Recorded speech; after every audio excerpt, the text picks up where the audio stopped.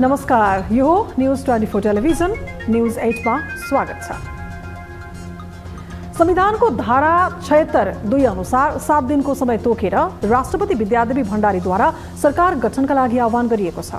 आम निर्वाचनपछि संविधानको धारा 76 को उपधारा 1 अनुसार सरकार गठनको प्रक्रिया सुरु हुनुपर्ने भए पनि कुनै पनि दलको स्पष्ट बहुमत नभएकाले धारा 76(2) अनुसारको प्रक्रिया सुरु भएको हो। सत्ता गठबन्धनमा रहेका दलहरू नेतृत्व हत्याउने हानथापमा छन्। प्रधानमन्त्रीका लागि नेपाली कांग्रेसभित्र आधा दर्जन बढी आकांक्षी देखिएका छन्।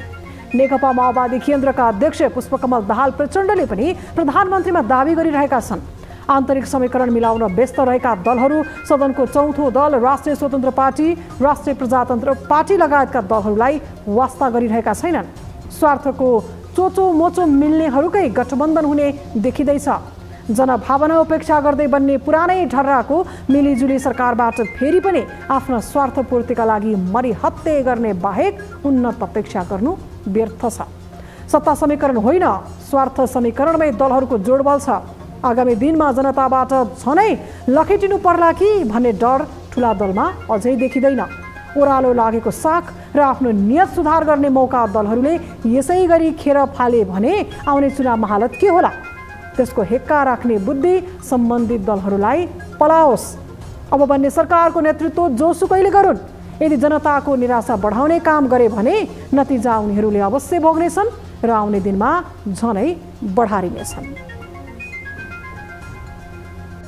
अब न्यूज 8 का हेडलाइन्स। राष्ट्रपतिद्वारा सरकार गठनका लागि आह्वान। संविधानको धारा 76(2) अनुसार सरकार गठन गर्न 7 दिनको समय तोकियो। सांसदको शपथ अगाडि सरकार गठन आह्वानप्रति दाहालको आपत्ति। मात्रै सरकार गठनको प्रक्रिया अगाडि बढाउनु। आफ्नै नेतृत्वमा नयाँ सरकार गठनका लागि पहल गर्ने कांग्रेसको निर्णय। संसदीय दलको नेता चयनका लागि आङदेब्बेको संयोजकत्वमा समिति गठन। सर्वसम्मत भयो भने राम्रो कुरा भयो, भएन भने फेरि हाम्रो लोकतान्त्रिक प्रक्रिया छँदैछ। बहुमत पुर्याउन अध्यादेशको जोखिम मोलेर खुद्रा दललाई पकाउन सत्ता गठबन्धन मरिहत्ते। सरकारको आकांक्षी राष्ट्रिय स्वतन्त्र पार्टीलाई उपेक्षा। अरू पार्टीहरू मिलेर सरकार बनाउनुहुन्छ भनेदेखि हामीलाई सरकारमा जानै छ भने हामीले चाहिँ लबिङ गरेका छैनौँ। सांसदले पाउने तलब र चुनावी खर्चको फाँटबारी खेलाउँदा सांसदका खातामा देखियो घाटा। महँगो चुनावलाई लगाम लगाउने निर्वाचन आयोगको खर्च सीमाको चर्को उल्लङ्घन। मलाई पनि आर्थिक चाप त पर्यो, मैले देखेँ नि अरूका आसपास जिल्लामा। र फिफा विश्वकप फुटबलको फाइनल खेल आज। मेसीका लागि अन्तिम विश्वकप भएकाले अर्जेन्टिनाले जित्नै पर्ने दबाव। फ्रान्सलाई उपाधि रक्षाको चुनौती।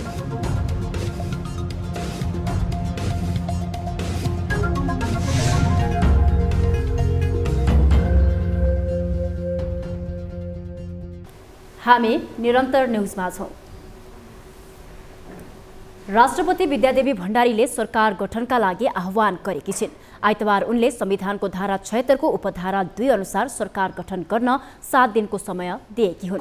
नेपालको संविधानको धारा 76 उपधारा 2 मा प्रतिनिधि सभामा 2 वा 2 भन्दा बढी दलको समर्थनमा बहुमत जुटाउन सक्ने प्रतिनिधि सभा सदस्यले प्रधानमन्त्री दाबी गर्न सक्ने व्यवस्था छ। सोही व्यवस्था अनुसार आगामी पुस 10 गते आइतबार बेलुकी 5 बजेभित्र दाबी पेश गर्न भनिएको राष्ट्रपतिको कार्यालयले निकालेको विज्ञप्तिमा उल्लेख छ। संविधानको धारा 76 को उपधारा 1 मा प्रतिनिधि सभामा बहुमत प्राप्त संसदीय दलको नेतालाई राष्ट्रपतिले प्रधानमन्त्री नियुक्त गर्ने र उनको अध्यक्षतामा मन्त्री परिषद गठन हुने व्यवस्था छ। तर अहिले कुनै पनि दलले स्पष्ट बहुमत प्राप्त नगरेकाले संविधानको धारा 76 को उपधारा 2 अनुसार राष्ट्रपतिले 2 वा 2 भन्दा बढी दलहरूको समर्थनमा बहुमत प्राप्त गर्न सक्ने प्रतिनिधि सभाको सदस्यका लागि दाबी पेश गर्न आह्वान गरेकी हुन्।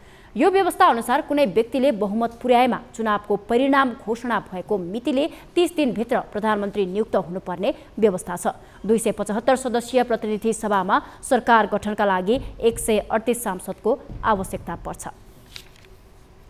नेकपा माओवादी केन्द्रका अध्यक्ष पुष्पकमल दाहालले निर्वाचित सांसदहरूको शपथ ग्रहण अगावै सरकार गठन प्रक्रिया अगाडि बढाउन नमिल्ने बताएका छन्।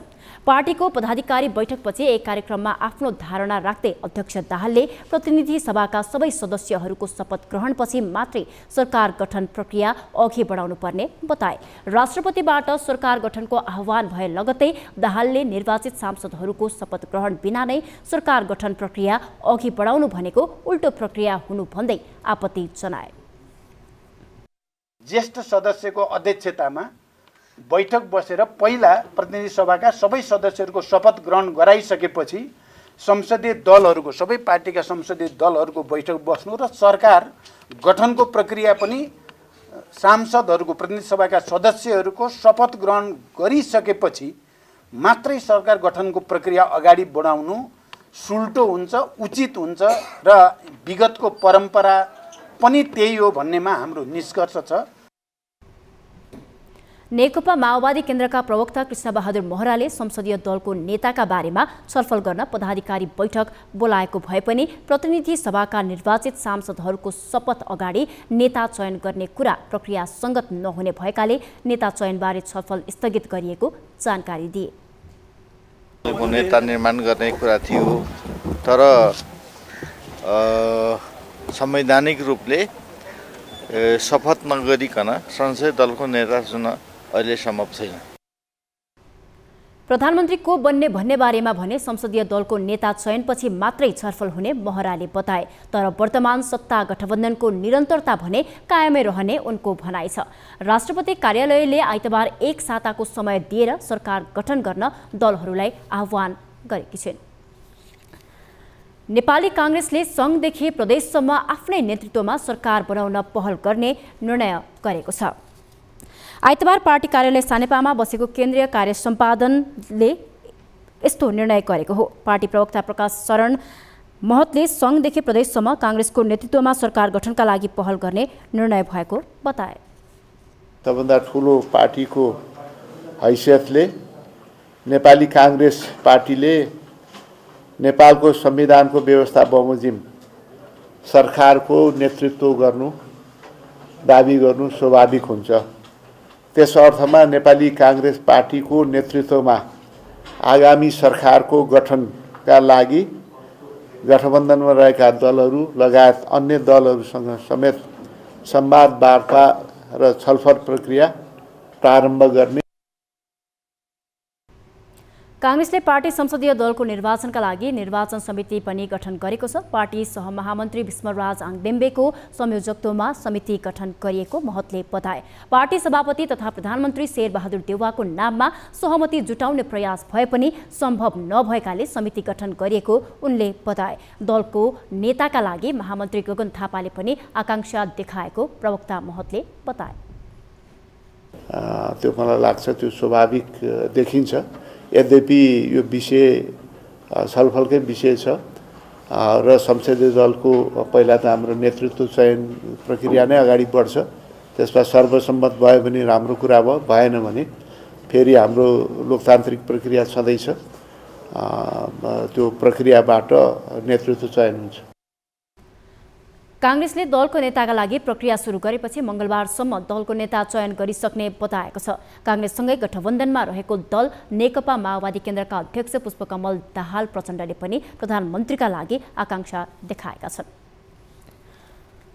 प्रमुख निर्वाचन आयुक्त दिनेश कुमार थपलियाले नयाँ सरकार गठनको प्रक्रिया सुरु गर्न मार्ग प्रशस्त भएको बताएका छन्। आइतबार प्रतिनिधि सभा र प्रदेश सभामा समानुपातिक निर्वाचन प्रणालीबाट निर्वाचित सांसदहरूलाई निर्वाचित प्रमाणपत्र दिने कार्यक्रममा सञ्चारकर्मीसँग संक्षिप्त कुराकानी गर्दै प्रमुख निर्वाचन आयुक्त थपलियाले नयाँ सरकार गठनको प्रक्रिया सुरु गर्ने बाटो खुलेको बताएका हुन्। उनले आयोगले निर्वाचनको सम्पूर्ण मत परिणाम सार्वजनिक गरिसकेको र निर्वाचित सबैलाई प्रमाणपत्र समेत दिइसकेकाले नयाँ सरकार गठन हुने प्रक्रिया सुरु गर्न मार्ग प्रशस्त भएको बताए। उनले 1 महिनाभित्रमा राष्ट्रपति र उपराष्ट्रपतिको निर्वाचन भइसक्ने पनि बताएका छन्। यसका निम्ति सांसदहरूले शपथ ग्रहण गर्नासाथ प्रक्रिया अगाडि बढाइने उनको भनाइ छ।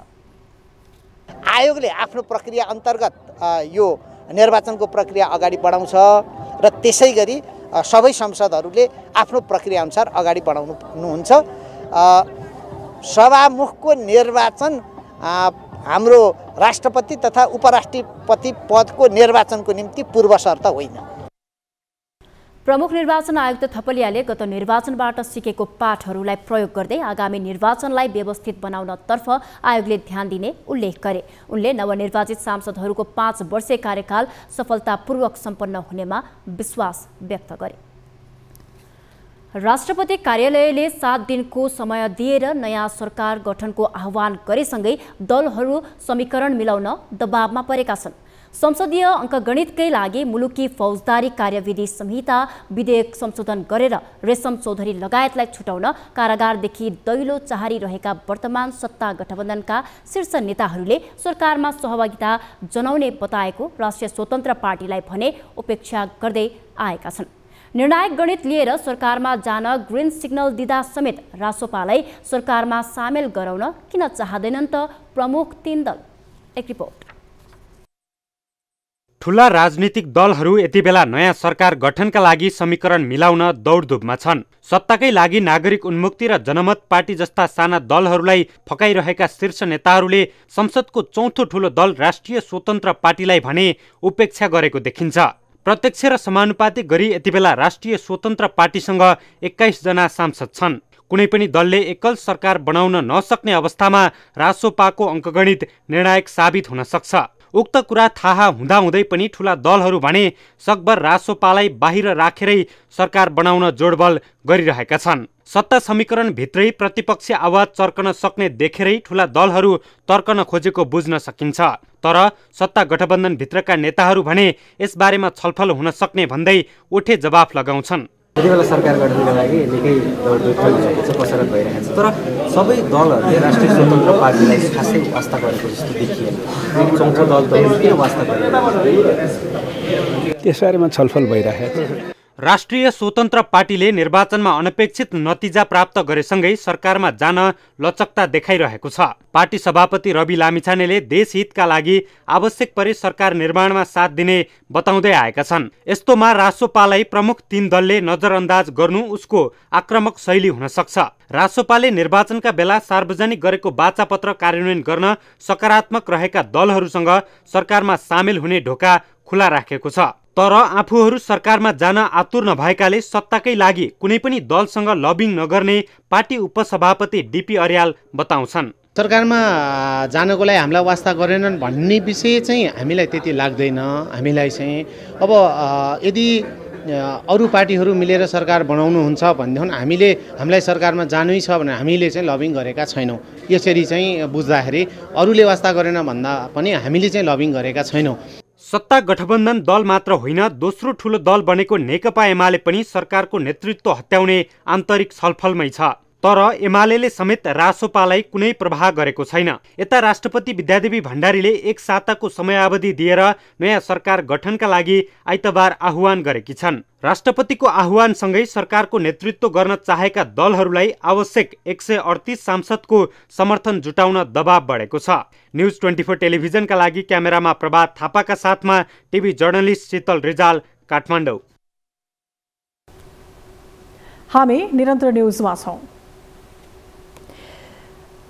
कतारमा जारी फिफा विश्वकप फुटबलको उपाधिको लागि आज अर्जेन्टिना र फ्रान्स बीच प्रतिस्पर्धा हुनेछ। आज राति 8:45 बजे अर्थात् केही बेरमा फ्रान्स र अर्जेन्टिना बीच प्रतिस्पर्धा हुनेछ। कतारको लुसेल स्टेडियममा आज फाइनल खेल हुन लागिरहेको छ।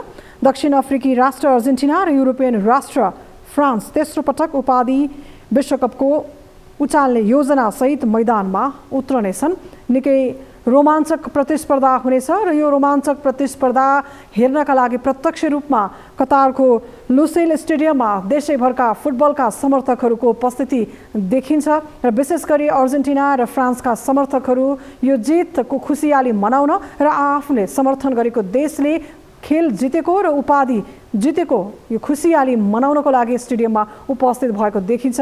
आज जसले विश्वकपको उपाधि उचाल्नेछ। ऊ विश्व विजेताको रूपमा पनि चिनिनेछ। यसपटक मेस्सी अर्जेन्टिनाबाट उनको यो अन्तिम विश्वकपमा सहभागिता भएको र यसपछि उनले जसरी खेल जीवनबाट सन्यास लिने घोषणा गरेका छन् त्यो हिसाबले पनि अर्जेन्टिनाले यसपटकको उपाधि उचाल्न सफल होस् भन्ने शुभेच्छा र समर्थकहरूको एउटा आशा छ भने अर्कोतर्फ फ्रान्स पनि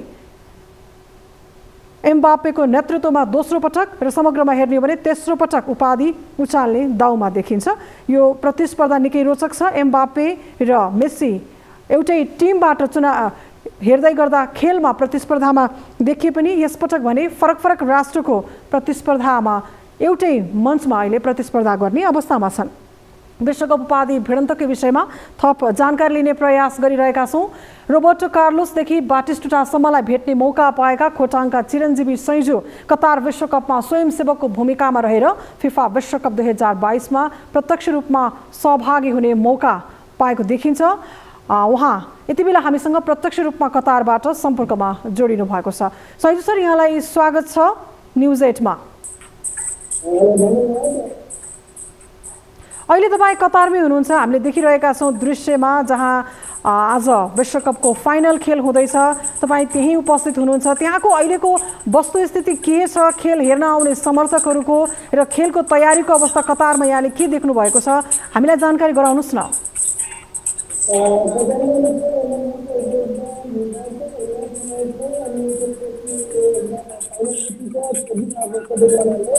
फाइनलको टिकट पनि पाइरहेको छैन कसैले पनि। जानु नपाएको अवस्थामा यहाँनिर कतारले फ्रेन्जनहरूको चाहिँ व्यवस्था गराएको छ। फ्रेन्जनमा पनि हामीले प्रत्यक्ष रूपमा हजारौँ लाखौँ समर्थकको बिचमा फुटबल हेर्ने मौका पाउन सक्छौँ। यहाँनिर एकदम ठुल्ठुलो स्कुलहरूमा फ्रेन्जनमा यसरी 7 गरेर ठुल्ठुलो स्कुल राखेको छ। स्टुडेन्टको भिड चाहिँ भन्नु नसक्ने हुन्छ। यहाँनिर गभर्मेन्टले चाहिँ शिक्षाले चाहिँ फ्रेन्जनको व्यवस्था गरेको छ। ठुल्ठुलो स्कुलमा फ्रेन्जनबाट पनि फुटबलको प्रत्यक्ष प्रसारहरू हामीले हेर्न सक्छौँ यहाँबाट कतारमा। उहाँको आवाज हामीले प्रष्ट रूपमा सुन्न सकिरहेका छौँ। यद्यपि यो दृश्य हामीले यहाँहरूलाई कतारबाट प्रत्यक्ष रूपमा देखाइराखेका छौँ। कतार विश्वकप 2022को फाइनल खेल आज अर्जेन्टिना र फ्रान्स बीच प्रतिस्पर्धा हुँदैछ। सैजु सर, हाम्रो आवाज तपाईँले सुन्दै हुनुहुन्छ? हजुर, यहाँ समर्थकहरूको भिडभाड हामीले देखिरहेका छौँ। आज अर्जेन्टिना र फ्रान्स बीच प्रतिस्पर्धा हुँदैछ। के छ माहौल? कसको जितको खुसियाली मनाउन र कुन टिम विजेता हुने उद्घोष सहित त्यहाँ समर्थकहरूको भिडभाड देखिन्छ? फ्रान्सका समर्थक धेरै छन् अथवा अर्जेन्टिनाका समर्थक? जानकारी गराउनुहोस् न त्यहाँको अवस्था। अर्जेन्टिनाको समर्थकहरू एकदम बेसी नै देखिएको छ। धेरैजना यसपालि मेक्सिको पनि लास्ट विश्वकप भएकोले गर्दाखेरि सबैको चाहना चाहिँ मेक्सिको एक बजी चालेको हेर्नु छ। र समग्रमा हेर्दाखेरि फ्रान्सको भन्दा पनि अर्जेन्टिनाको नै एकदम समर्थक देखिरहेको देखिन्छ। र अरू म्याचहरू हेर्दा पनि यहाँको टिकट सेलिङ टेस्टमा पनि सबैभन्दा धेरै टिकट सेलिङ चाहिँ जुन म्याचमा अर्जेन्टिनाको म्याचहरू छ त्यो म्याचमा चाहिँ सबैभन्दा धेरै टिकट अर्जेन्टिनाकै सेल भएको देखिन्छ। त्यही भएर समग्रमा हेर्दाखेरि सबैभन्दा धेरै सेल चाहिँ अर्जेन्टिनाको नै छ कि जस्तो चाहिँ मलाई अनुभव भइरहेको छ। र यहाँ पनि हेर्यो भने सबैभन्दा धेरै एकदम अर्जेन्टिनाको जर्सी अर्जेन्टिनाको फ्ल्यागमा एकदम धेरै समर्थकहरू यहाँनिर फ्रेन्जनमा पनि देख्न सकिन्छ। तपाईँले भन्न सक्नुहुन्छ कति जति त्यहाँ समर्थकहरूको आजको यो फाइनल खेल हेर्नु उपस्थिति? हिजो अस्तिका खेलहरू हुँदा र आज फाइनल हेर्ने अलि बढी भिडभाड हो अथवा कुन कुन देशका खेल प्रेमीहरूको उपस्थिति छ? मैले जानकारी पाएअनुसार केही राष्ट्र प्रमुखहरू पनि यो खेलको विश्वकपको लाइभ प्रत्यक्ष हेर्नको लागि त्यहाँ पुग्नु भएको भन्ने जानकारी प्राप्त गरेका छौँ। त्यो अवस्थाको बारेमा केही भन्न सक्नुहुन्छ सैजु सर? मैले पनि बुझेअनुसार चाहिँ फ्रान्सको प्रेसिडेन्टदेखि लिएर अर्जेन्टिनाको प्रेसिडेन्टले समर्थन गर्नलाई कतार आएको अवस्था छ। र मेन कुरा भनेको चाहिँ अहिले जुन विश्वकपको टिकट चाहिँ जुन विशाल स्टेडियममा छ अलमोस्ट 89,000 to 90,000 छ। त्यो सर्वश्रेष्ठ भएको स्टेडियम हो र पनि त्यहाँको पनि टिकट पाउने एकदम गाह्रो छ। टिकट पाउने अवस्था छैन। जति पनि टिकट बिक्री भएको छ अलरेडी प्री सोल्ड आउटमा धेरै विश्वकप सुरु हुनुभन्दा पनि 2-3 दिन अगाडि नै सोल्ड आउट भएको अवस्था छ। मैले पनि सबै दलसम्म अर्जेन्टिना विभिन्न टिमहरूको खेल हेर्ने मौका पाएको थिएँ। आज त्यो टिकट नपाएको हुँदा मैले त्यहाँ जानु पाएको।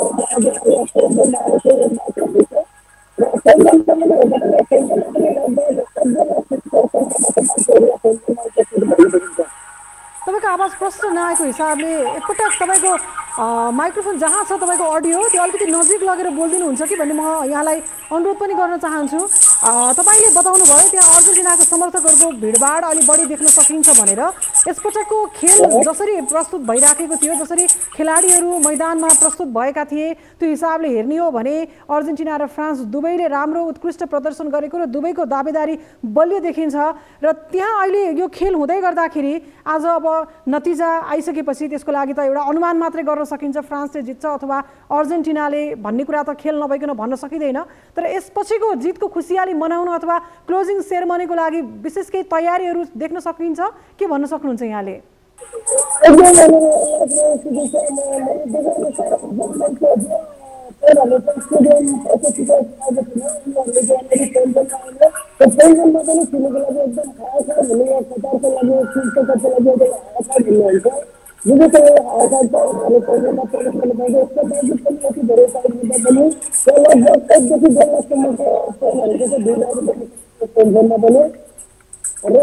समर्थकको हिसाबले हेर्दाखेरि यहाँनिर अर्जेन्टिनाको नै समर्थक चाहिँ अलिक धेरै हो कि जस्तो चाहिँ भइरहेको मलाई पनि।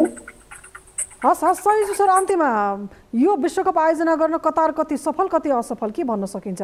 त्यहाँ अतिथिहरू स्वागत लगायत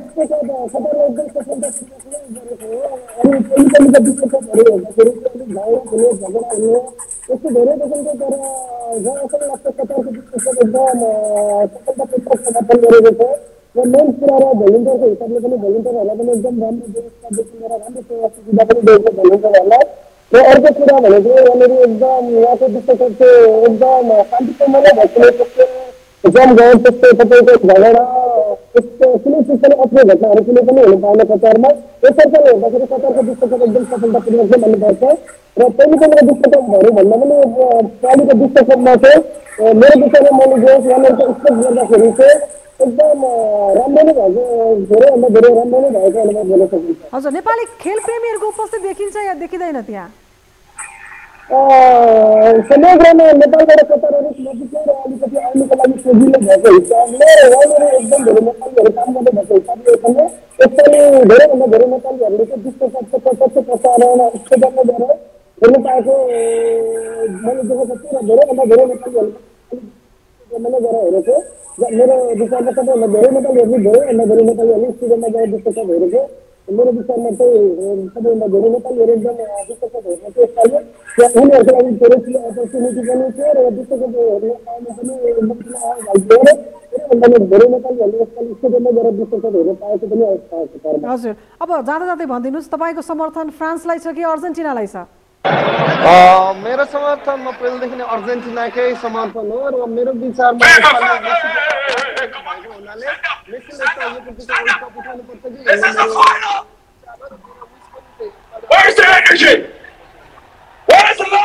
हस् हस्, धन्यवाद यहाँलाई। हामीसँग कतारबाट जोडिनु भएको थियो। कतारको अब अहिले आज जसरी विश्वकपको फाइनल खेल हुँदैछ, फाइनल खेलको त्यहाँको अवस्था, कतारले जसरी आयोजना गरेको छ त्यो आयोजना स्थलको बारेमा र खेल प्रेमीहरूको उपस्थिति यिनै विषयमा रहेर हामीले कुराकानी गरेका थियौँ। अब बाँकी न्युज। चुनाव महँगो भयो, सामान्य आर्थिक हैसियत हुनेहरूलाई चुनाव लड्नै हम्मे पर्यो भनेर बहस चर्कियो। दलका शीर्ष नेताहरूले नै चुनाव महँगो बन्दै गएको अभिव्यक्ति दिने गरेका छन्। निर्वाचन आयोगले चर्को चुनावी खर्चमा लगाउन तोकेको खर्चको सीमा व्यवहारको पालना भएन। सांसदको तलब र चुनावी खर्चको भारलाई दाँजेर हेर्दा कस्तो देखिन्छ त सन्तुलनको अवस्था?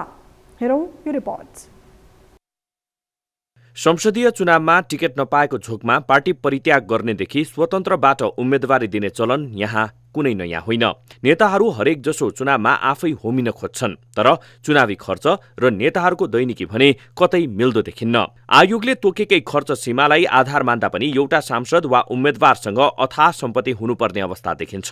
तर नेताहरू कोही सर्वहाराको बिल्ला फिर्छन् त कोही अरू नै केही। सत्ता गठबन्धन दल राष्ट्रिय जनमोर्चाका अध्यक्ष चित्रबहादुर केसी समकालीन राजनीतिमा सादगी जीवन व्यतीत गर्ने नेतामा पर्छन्। तर यिनै सादगी जीवन व्यतीत गर्ने उपमा पाएका केसीले यस पटकको चुनावमा 25 लाख खर्च भएको बताएका छन्। मेरो त पहिलेदेखि पटक त्यहाँ आएको मेरो त आधारै थियो नि, तैपनि म पहिलो जस्तो गरेर जोगिएर चाहिँ आउन सकिनँ। मलाई पनि आर्थिक चाप त पर्यो। मैले देखेँ नि अरूका आसपास जिल्लामा भयो 20-25 लाख। उसो भए सांसदले आफ्नो 5 वर्षे कार्यकालभर कति तलब पाउँछ?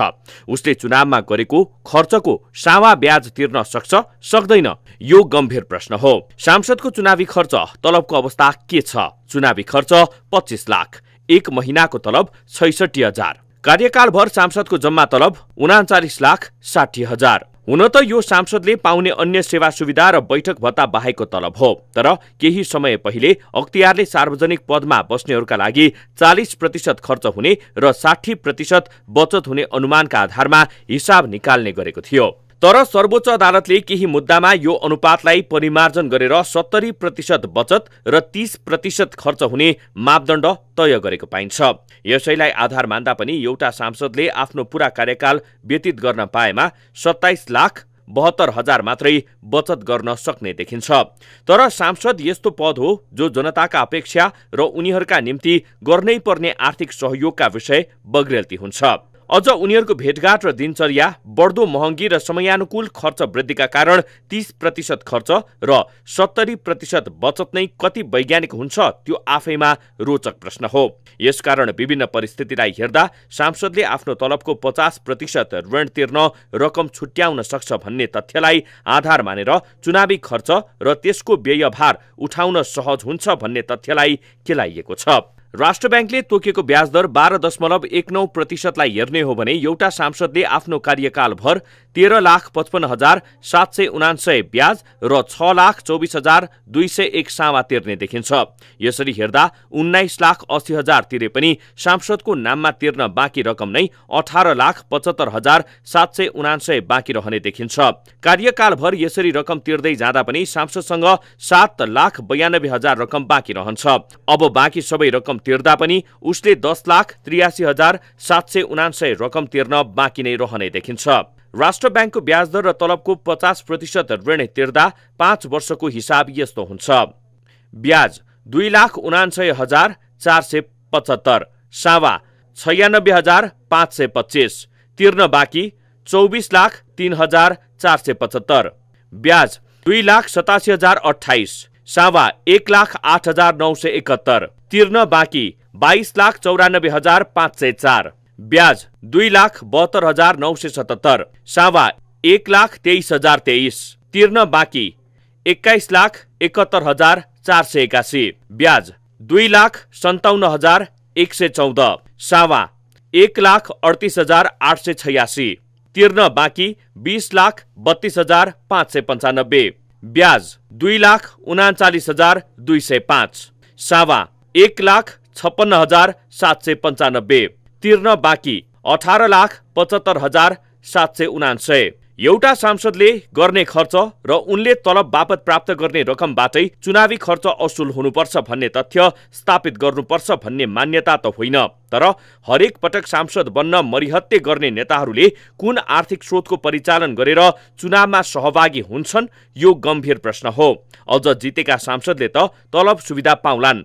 चुनावमा हार जित अनिवार्य हुन्छ भने जस्तै खर्च पनि अनिवार्य हुन्छ।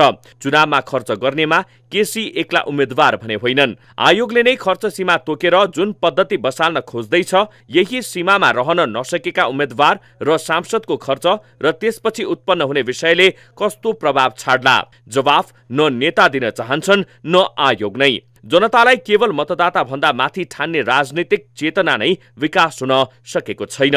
न्यूज 24 टेलिभिजनका लागि बिजनेस ब्युरोको सहयोगमा राजनीतिक ब्युरोको रिपोर्ट। न्यूजहरू अझै बाँकी छन्, अब पालो ब्रेकको।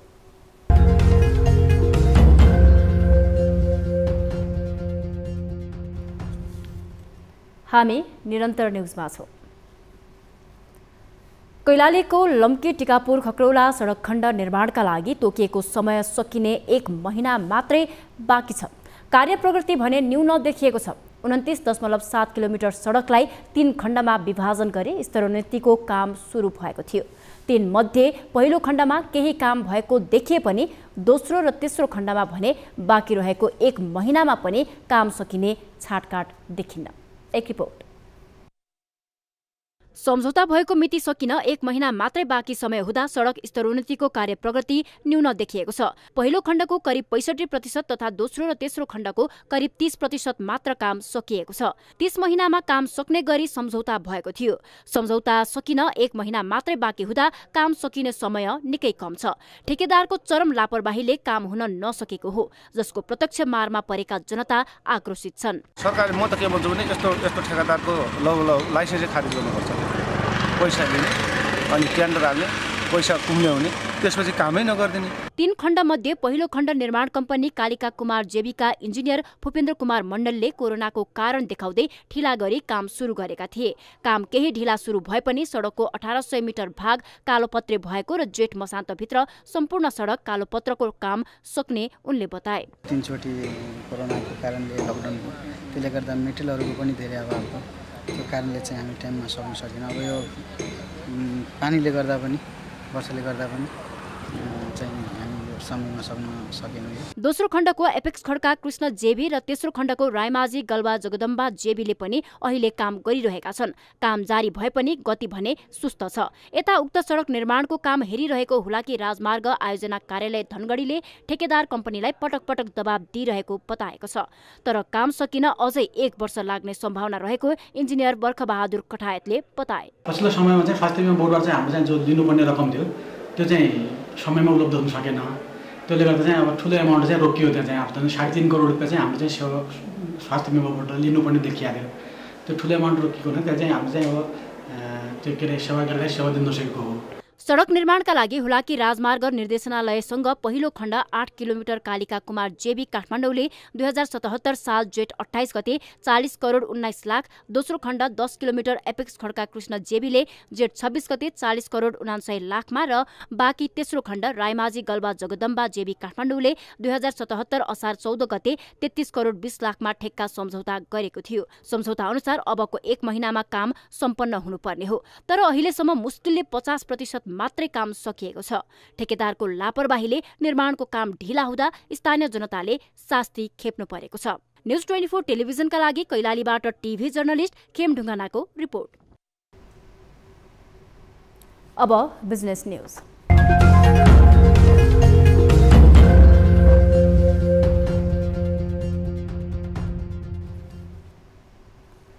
राजस्व कम उठ्दा सरकारको आम्दानी भन्दा खर्च बढी देखिएको छ। विगतदेखि नै बजेटको लक्ष्य अनुसार खर्च गर्न नसकिरहेको सरकार यसपटक राजस्व सङ्कलनमा पनि कमजोर देखिएको छ। विदेशी मुद्रा जोगाउन केही वस्तुमा आयात प्रतिबन्ध गर्दा सरकारको राजस्वमा असर पुगेको हो।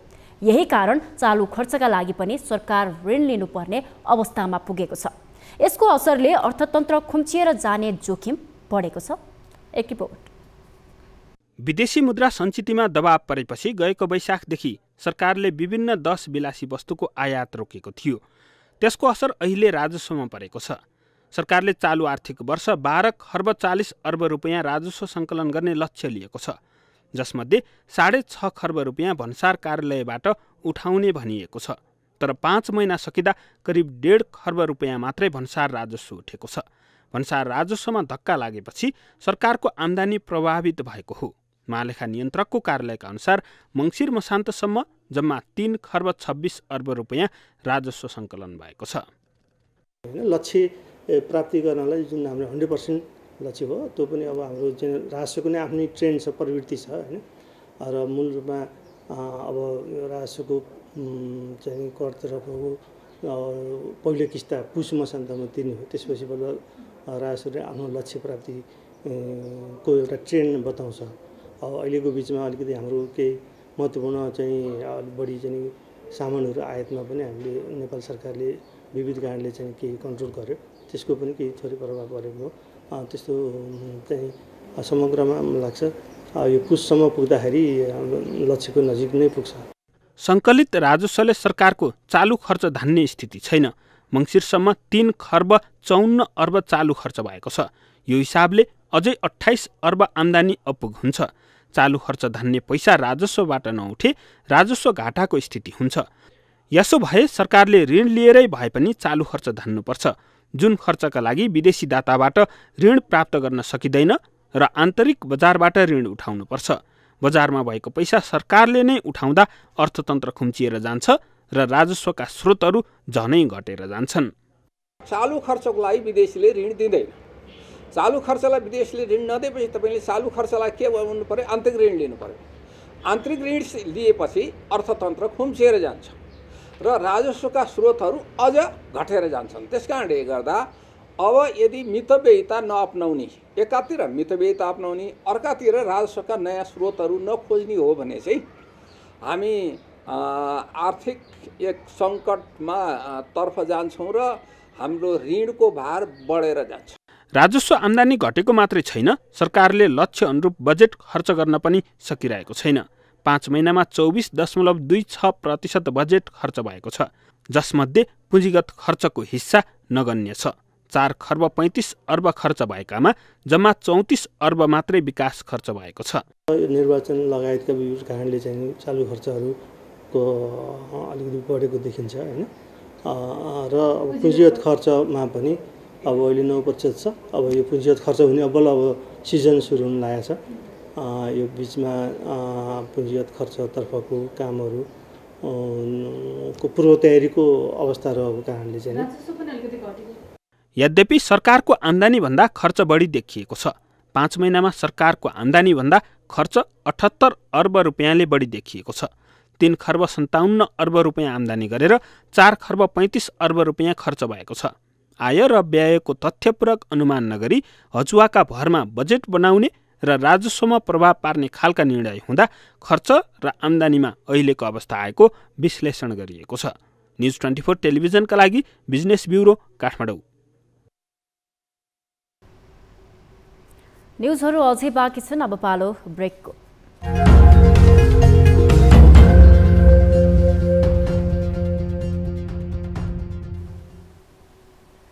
हामी निरन्तर न्युजमा छौं। अब स्पोर्ट्स न्युज।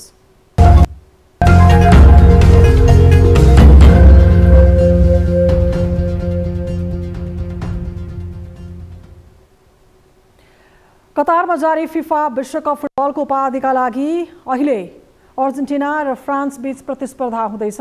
कतारको लुसेल स्टेडियममा फाइनल खेल आज हुन लागेको हो। दक्षिण अमेरिकी राष्ट्र अर्जेन्टिना र युरोपियन राष्ट्र फ्रान्स तेस्रो पटक विश्वकप उपाधि उचाल्ने योजना सहित मैदानमा छन्।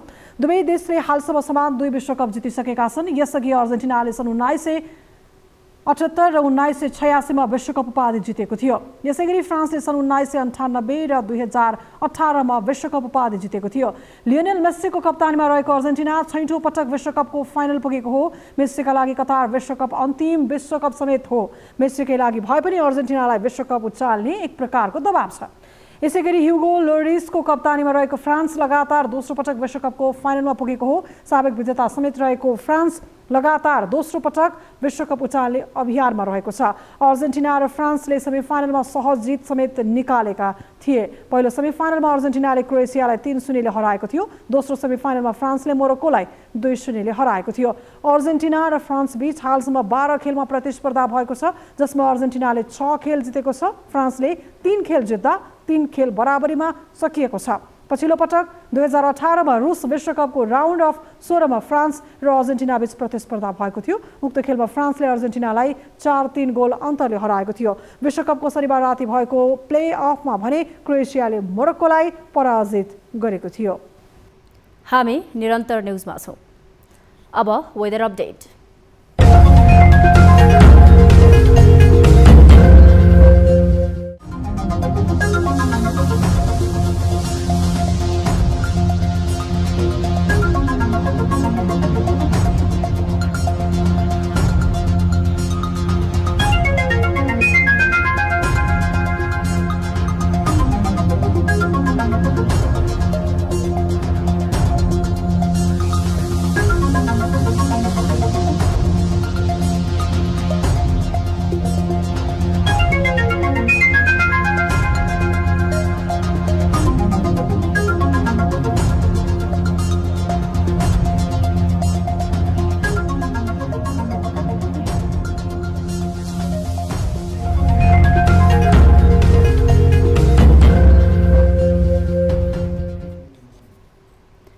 अब न्यूज 8 को अन्त्यमा पुनः हेडलाइन्स। राष्ट्रपतिद्वारा सरकार गठनका लागि आह्वान। संविधानको धारा 76(2) अनुसार सरकार गठन गर्न 7 दिनको समय तोकियो। सांसदको शपथ अगाडि सरकार गठन आह्वानप्रति दाहालको आपत्ति। मात्रै सरकार गठनको प्रक्रिया अगाडि बढाउनु। आफ्नै नेतृत्वमा नयाँ सरकार गठनका लागि पहल गर्ने कांग्रेसको निर्णय। संसदीय दलको नेता चयनका लागि आङदेम्बेको संयोजकत्वमा समिति गठन। सर्वसम्मत भयो भने राम्रो कुरा भयो, भएन भने फेरि हाम्रो लोकतान्त्रिक प्रक्रिया छँदैछ। बहुमत पुर्याउन अध्यादेशको जोखिम बोलेर खुद्रा दललाई फकाउन सत्ता गठबन्धनको मरिहत्ते। सरकारको आकांक्षी राष्ट्रिय स्वतन्त्र पार्टीलाई उपेक्षा। अरू पार्टीहरू मिलेर सरकार बनाउनुहुन्छ भनेदेखि हामीलाई सरकारमा जानै छ भने हामीले चाहिँ लबिङ गरेका छैनौँ। सांसदले पाउने तलब र चुनावी खर्चको फाँट बारे केलाउँदा सांसदका खातामा देखियो घाटा। महँगो चुनावलाई लगाम लगाउने निर्वाचन आयोगको खर्च सीमाको चर्को उल्लङ्घन। मलाई पनि आर्थिक चाप त पर्यो, मैले देखेँ नि अरूका आसपास जिल्लामा। र फिफा विश्वकप फुटबलको फाइनल खेल आज। मेसीका लागि अन्तिम विश्वकप भएकाले अर्जेन्टिनाले जित्नै पर्ने दबाव। फ्रान्सलाई उपाधि रक्षाको चुनौती।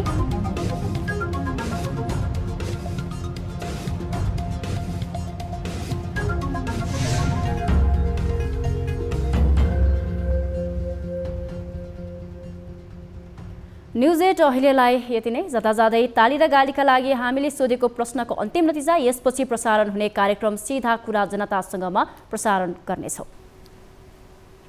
थप न्यूजका लागि हाम्रो वेबसाइट www.news24nepal.com हेर्नुहोला। साथै हामीलाई फेसबुक, ट्विटर र युट्युबमा पनि फलो गर्न सक्नुहुनेछ। यस्तै मोबाइल, भाइबर र इमेलबाट 24 हेल्प डेस्कमा कुनै समस्या या गुनासो छन् भने सम्पर्क गर्न सक्नुहुनेछ। अहिलेलाई बिदा दिनुहोस्। हामी निरन्तर न्यूजमा छौँ।